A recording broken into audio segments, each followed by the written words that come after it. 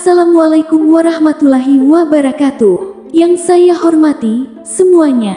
Ya, tentu yang saya cintai juga, semuanya. Kita ngaji bareng lagi ya, meski kita berjauhan. Mudah-mudahan tidak mengurangi keberkahan ngaji kita kali ini.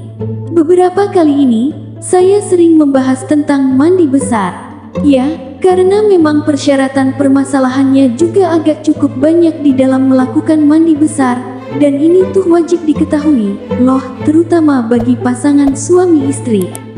Karena kalau misalkan sampai terjadi, jangan sampai kita itu nggak tahu ilmunya, nggak paham ilmunya. Karena itu nanti dari mandi besar itu kan berhubungan dengan ibadah kita keseharian. Ya, dengan ibadah apa berhubungannya? Ya, dengan ibadah salat. Ya, dengan ibadah masuk ke masjid. Kalau bapak-bapak, dengan ibadah membaca Al-Quran, gitu kan? Nah, makanya harus paham. Nah, untuk permasalahan seperti ini, gini, gimana kalau misalkan kita itu menahan air nutfah kita itu jangan sampai keluar? Itu sebetulnya kita itu wajib tetap melakukan mandi besar atau enggak sih? Gitu ya, pertanyaannya. Saya itu ya suka sering mencontohkan agar detail, ya, karena takut yang mendengarkan itu kurang paham gitu ya. Sehingga itu mesti dicontohkan. Misalkan contohnya gini, nih, contohnya, misalkan ini nih bapak nih ya di rumah sama istri. Bapak sama suami istri, itu maksudnya, itu mau melakukan hubungan biologis. Gitu ya kan? Gak langsung ujung-ujung ya. Biasanya kan kalau ngomong hubungan biologis, ya bercumbu-cumbu dulu, istrinya ya dirayu-rayu dulu. Ya, artinya mukadimah dululah, pemanasan dululah seperti itu, sebelum memasukkan hasyafah ke dalam farjinya tersebut. Nah, ketika misalkan seorang suami yang sedang melakukan mukadimah ini, ya, belum juga, apa itu? Iya, belum juga memasukkan hasilnya gitu ya. Baru juga mau mukadimah, itu suaminya tuh udah gak kuat banget gitu ya. Udah gak kuat banget pengen apa itu? Pengen inzal, pengen keluar. Bahkan yang dirasakan oleh suaminya itu, kok rasanya itu maaf banget ya dengan pembahasan ini. Tetapi kan ini fikih, ya, karena kalau fikih itu harus jelas, karena kalau gak jelas nanti ya takutnya gak paham. Nah, misalkan yang dirasakan oleh suaminya itu, aduh, kok aku rasanya udah ada di ujung, apa itu? Udah ada di ujung merpenya gitu ya. Tetapi sama suaminya itu ditahan. Kenapa ditahan? Karena misalkan anak tuh ketuk pintu. Misalkan siapa nih yang di rumah pernah ngalamin seperti ini, misalkan anaknya ngetuk pintu gitu. Pintu kamar, mah, minta jajan. Nah, biasanya gitu ya, mah, minta jajan. Mau jajan. Berisik aja itu anakku di luar, nutup pintu minta jajan, misalkan nih ya. Otomatis kan gak bisa dilanjutkan kan oleh pasangan suami istri tersebut. Udah nih, udah beres.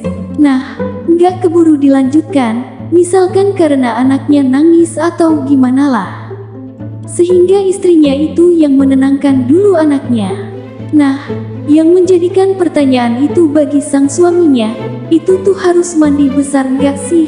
Sedangkan perasaan sang suami itu air nutfahnya itu udah ada di ujung merpenya gitu ya, udah agak pengen keluar banget gitu.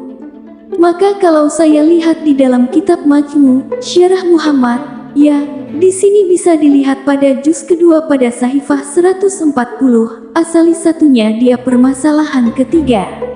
Ya, ini berarti dia permasalahan yang sebelumnya.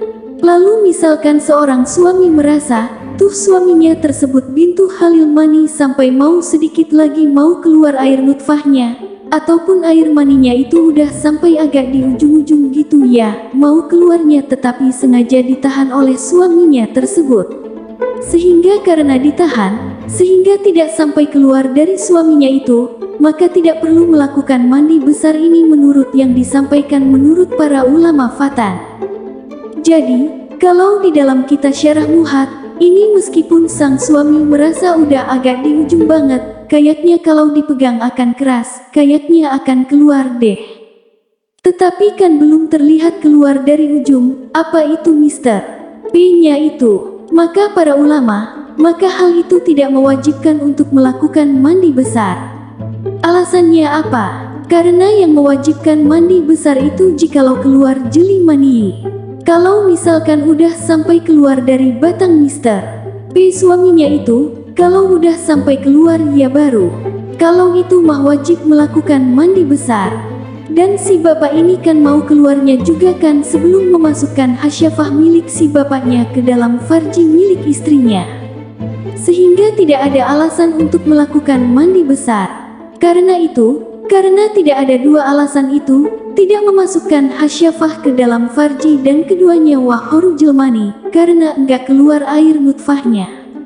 Sehingga hal itu tidak mewajibkan untuk mandi besar. Seperti itu, ya. Karena apa? Ya, tadi alasannya karena terganggu sama anaknya. Itu siapa nih? Lagi pasangan suami istri di luar sana yang pernah ngalamin seperti itu. Kayaknya harus ngajumi, gitu ya.